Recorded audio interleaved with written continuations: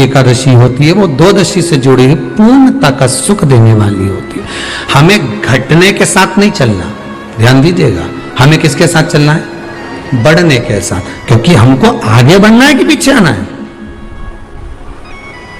वैष्णव आगे बढ़ता है, वैष्णव का धर्म है कि अग्रण्य भाव में चले, इसलिए वैष्णवों की जो एकादशी होती है वो आगे की ओर जाती है, अग्रण्य भाव में बढ़ने वाली, द्वादशी की ओर प्रवेश करने वाली, अर्थात हमारे कदम उन्नति की ओर बढ़े, हमारे कदम आगे वैभव की ओर बढ़े, संपदा की ओर बढ़े और भगवान के चरणारविंद की ओर बढ़े, ना कि पीछे की ओर हटे। हम दशमी के साथ मिली हुई एकादशी न करें, हम द्वादशी के साथ मिली हुई एकादशी। द्वादशी के दिन चावल क्यों खाओ? क्योंकि द्वादशी के दिन जब हम चावल का पहला गासा खाएंगे, चावल का गासा जैसे हमारे मुंह में जाएगा तो जितने जीव उस चावल में रहेंगे उसको हमारी एक दिन पहले की एकादशी का पुण्य मिल जाएगा और वह जीवों का फिर जन्म नहीं होता, वो मोक्ष पा जाते हैं। उनकी फिर कोई जन्म 84 लाख योनियों में उनका कोई जन्म का क्रम नहीं रहेगा। द्वादशी के दिन चावल क्यों खाओ? शरीर में कैसा भी रोग भरा खाओ, डॉक्टर की दवाइयां लो, जांच कराओ, डॉक्टर को दिखाओ, रिपोर्ट लाओ, और साथ में 7 स्थान बताए हैं जहां पर शमी पत्र को अगर चढ़ाते रहे तो वो रोग कितना भी बड़ा हो। शिवलिंग के आप लोग देखेंगे, दर्शन करेंगे, ये मानकर चलिए ये जलाधारी है, ये जहां से जल बहता है वो स्थान, ये शिवलिंग है, समझ में आ रहा है सबको? ये शिवलिंग, ये जलाधारी, ये जल बहता है वो स्थान, बीच में अशोक सुंदरी का स्थान, गणेश जी कार्तिकेय जी का स्थान, माँ जगत जननी का हस्तकमल, शिवलिंग, ऊपर जलाधारी में जया, विषहरा, श्यामली बारी, दौतली, देव। 7 स्थान बताए। पहला स्थान अशोक सुंदरी का स्थान, द्वितीय स्थान भगवान श्री गणेश जी महाराज का स्थान, जहां गणेश जी का स्थान है सीधे भाग में उस। तृतीय स्थान मां पार्वती जी का हस्तकमल। चतुर्थ स्थान भगवान शंकर का शिवलिंग। चौथा स्थान। 5वां स्थान नंदी का उठा हुआ चरण, जो नंदी का पांव उठा हुआ रहता है एक आगे वाला, 5वां स्थान। और 2 शमी पत्र भगवान शंकर के सम्मुख में से अपनी कामना कर 3 बार पंचाक्षर मंत्र का या श्री शिवाय नमस्तुभ्यम का स्मरण कर वो शमी पत्र भगवान शंकर के शिवलिंग पर फिर समर्पित कर दिया जाए।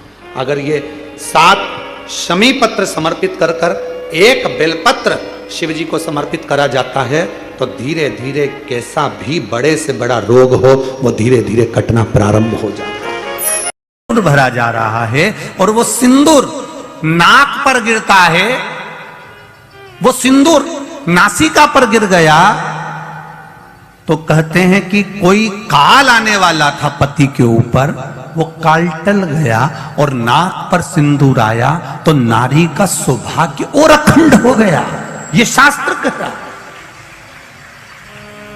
और सिंदूर भरते समय वही सिंदूर अगर भूमि पर गिर गया तो अब देखिए जरा, देवी भागवत को उठाकर पढ़िएगा, वो सिंदूर जो मांग में भरा जा रहा है और नाक पर गिर गया तो शुभ होगा, पति की उम्र बढ़ाएगा, घर में बच्चों का विवाह होने वाला होगा, कोई अच्छी सूचना आने वाली होगी। मांग में भरने वाला सिंदूर नाक पर आकर गिरता है तो कोई सूचना अच्छी मिलने वाली होती है, कोई बंधन कटने वाला होता है, कुछ अच्छा हमारे परिवार में होने वाला होता है, पति की उम्र बढ़ने वाली होती है, कोई रोग आने वाला था वो कट रहा होता है। और वही सिंदूर अगर भूमि पर मांग में भरते समय गिर जाता है तो समझ लो कि कुछ ना कुछ ऐसा काम होने वाला है कि मेरी आंख में आंसू आएंगे, वो निश्चित है,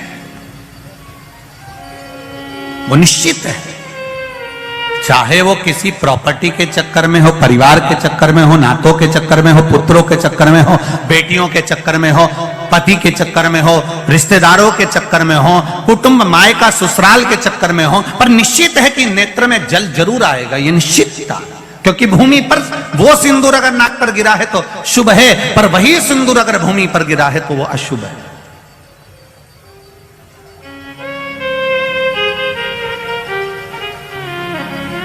बहुत ध्यान देना जरा, प्रसाद शिव महापुराण की कथा चल रही है। संपूर्ण देशवासियों की मेरी माताओं से निवेदन है मेरे इन भाइयों से निवेदन है, उसको जरा ध्यान से सुनना। आप सालासर बालाजी गए, आप मेहंदीपुर बालाजी गए,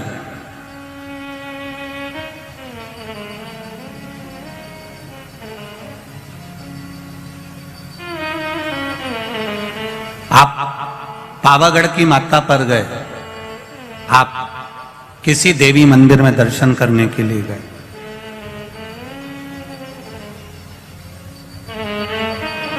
वहां से उन्होंने हनुमान जी के मंदिर का सिंदूर लिया और तुम्हारे माथे पर लगा दिया। समझना जरा कथा को बहुत अच्छे से। उन्होंने हनुमान जी का सिंदूर लिया, तुम्हारे मस्तक पर लगा दिया। अब मस्तक पर आपने अगर सिंदूर लगाया है और हनुमान जी महाराज का या देवी जी का या भगवान का सिंदूर आपके मस्तक पर लग गया है, तो वो सिंदूर कम से कम शास्त्र कहता है 2.5 घंटे तक आपके मस्तक पर रहना चाहिए। कितने घंटे तक रहना चाहिए? जम के बोलो जरा। 2.5 घंटे तक रहना चाहिए। कारण क्या है?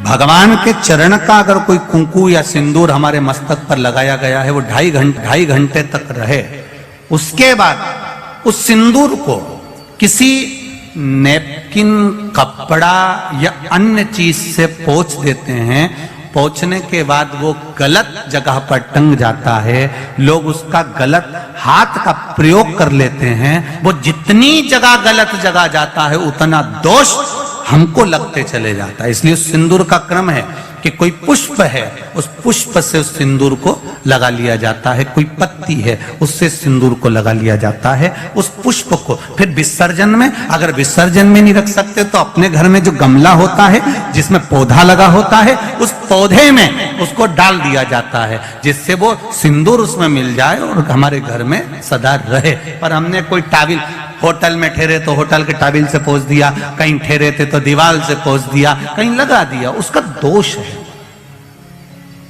उसका दोष। कितना सुंदर बात कहा गया है। नारी मस्तक पर मांग में सिंदूर भर रही है, नाक पर गिरा शुभ है, जमीन पर गिरा शुभ है। जमीन पर गिरा वो शुभ है, पर मांग का सिंदूर नाक पर आया। इसलिए आज भी बिहार में, जो लोग राजस्थान में, बिहार में, मारवाड़ में इधर उधर अगर आप लोग जाते होंगे तो जब कई बार आपने देखा होगा, आप जाइए जरा कहीं योग लगे तो दादी रानी सती के मंदिर पर जाइए, या आप कहीं झुंझुन जाइए, कहीं आप बिहार साइड, उत्तर प्रदेश साइड में जाएंगे तो माताएं जब मांग भरती है, जब वो छठ की पूजन करती है, कोई बड़ी पूजन करती है, तो सिंदूर थोड़ा सा नाक पर लगाकर सिर तक लेकर जाती है। चाहे बंगाल साइड में चले जाओ, चाहे आप यूपी में, चाहे बिहार में चले जाओ, नासिका पर सिंदूर का भाव हो जाता, जमीन पर नहीं गिर। चंचुला देवी जो पात्र लेकर जा रही है जल का, वो जमीन पर गिरता है। चंचुला देवी दूसरा पात्र उठाती है, फिर भगवान के मंदिर में पूजन करने जाती है। आपने उठा लिया, बाल्टी में से पानी भरा। कई लोग शंकर जी के मंदिर में पानी चढ़ाने की जल्दीबाजी होती है, तो बाल्टी में से पानी उठाया, पानी भरा, इतने में डालने जा रहे थे, तो बाल्टी में ही वो लोटा जो है, वो जल का पात्र जो है, कई बार हाथ से फिसल कर बाल्टी में गिर जाता है। मतलब समझो उसके पीछे कोई कारण हो सकता है। पूजन की थाली में लगाया हुआ पानी का पात्र, तुमने थाली ली, कपड़ा ढक दिया, लेकर जा रही थी, वो पानी थाली में लुढ़क गया। कारण क्या है? चंचुला देवी बार बार जल भगवान शिव को समर्पित कर रही है, जल चढ़ाने के लिए जाती, 2-4 दिन अच्छे निकलते, फिर वो पानी हाथ का गिर जाता है। चंचुला देवी के मन में तो कोई भाव प्रकट नहीं हुआ। पूजन कर कर कर कर कर कर थक गई चंचुला देवी, पर महादेव प्रकट नहीं हुए। महादेव ने ये नहीं कहा कि मैं तुम्हारे पति के लिए पार्वती जी के साथ में जोड़ा बांधकर बैठ जाता हूं और तुम्हारे जजमान पद में ग्रहण करता हूं। ये शंकर भगवान नहीं बोले चंचुला देवी से, एक बार भी नहीं बोला, शब्द ही नहीं बोले। और जब चंचुला देवी बार बार जल चढ़ा रही है, शिव प्रकट नहीं हो रहा है, तब चंचुला देवी के मन में भाव जागृत हुआ, तो तुमरुका जी के पास में गई। बाबा तुमरुका जी के चरणों में जाकर निवेदन किया,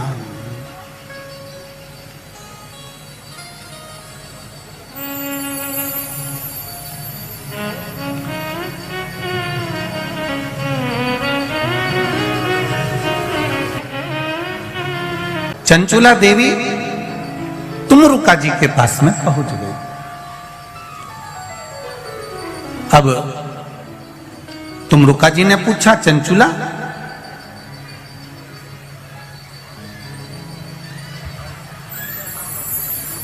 तुम यजमान ढूंढने के लिए गई थी शिव महापुराण के लिए, किसी को जोड़े से बिठाना है, आप ढूंढने गई थी, कोई मिला? चंचुला देवी कहती हैं, मैंने पार्वती जी से पूछकर शिव जी की आराधना करी, भगवान शंकर को जल चढ़ाया, शिव जी की पूजन करी, पर शंकर भगवान प्रसन्न ही नहीं होते, प्रकट ही नहीं होते। कारण क्या है? तुमरुका जी ने कहा, तुम्हारे पूजन करने से शंकर प्रसन्न नहीं हो रहे? नहीं हो रहे। कारण क्या है? पता नहीं।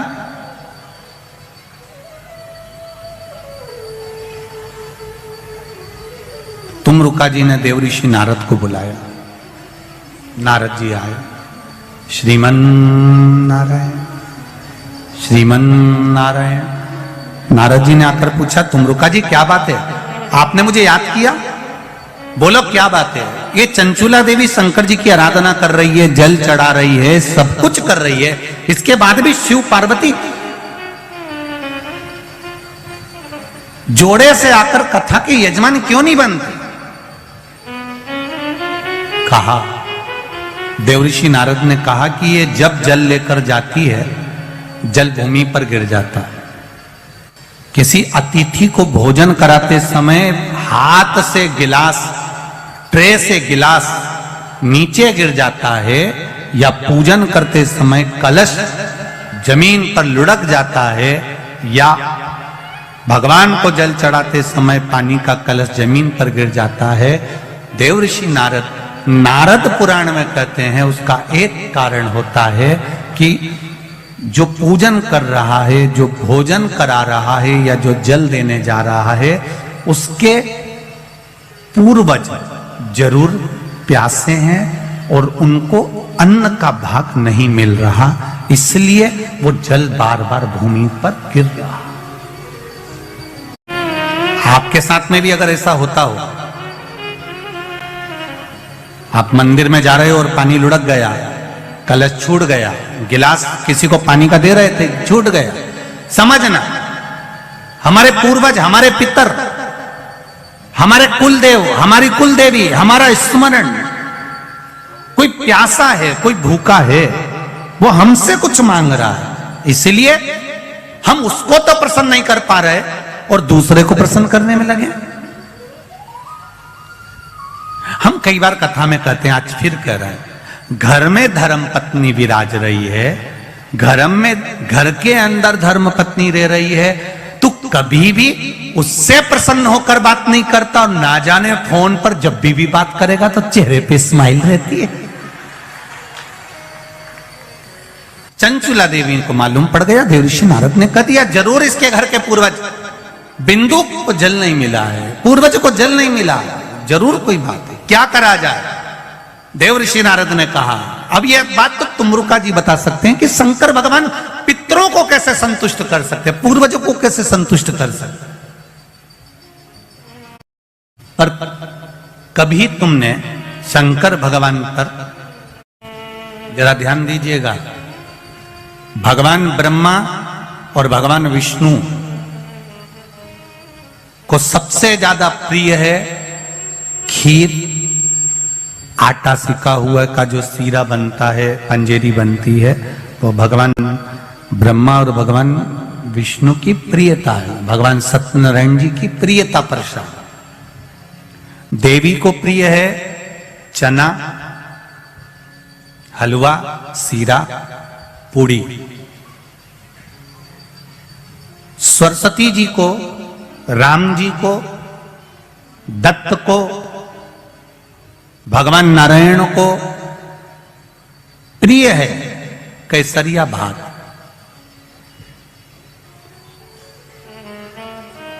पर 33 कोटि देवी देवताओं में